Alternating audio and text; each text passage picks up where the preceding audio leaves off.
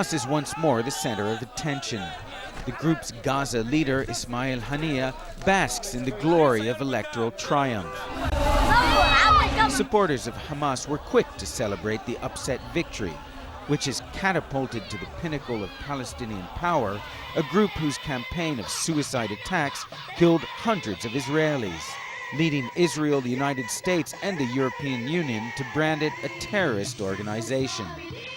Hamas came to prominence through what it called its armed struggle against Israel, but now, faced with the realities of power, it may have a far more difficult struggle on its hands: how to improve the lives of ordinary Palestinians. In Gaza's Shati refugee camp, Hamas voters say they have a long to-do list for their new leaders, notably absent from which is violence. A Hamas government should first of all put an end to unemployment, says municipal worker Imad, and then do something about the high prices of food and fuel. I asked housewife Mabruka whether Hamas should concentrate on the armed struggle or listen to people's concerns. They should focus on the people's problems, she answers. Cut unemployment, start new projects, build new roads.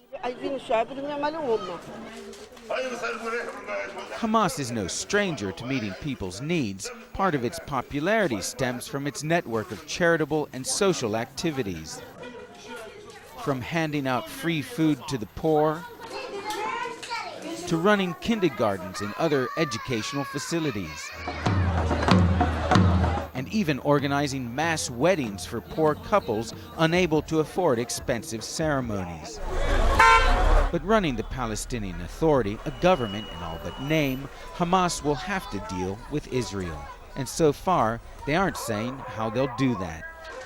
The U.S. and Europe have threatened to cut off aid to the authority if Hamas takes over, threats Hamas rejects. The American administration must respect the will of the Palestinian people and must respect the vote, Hamas's Ismail Haniyeh tells reporters. But if Hamas can't get things done, they'll have to answer to the people who voted them in. Ben Wiedemann, CNN, Gaza.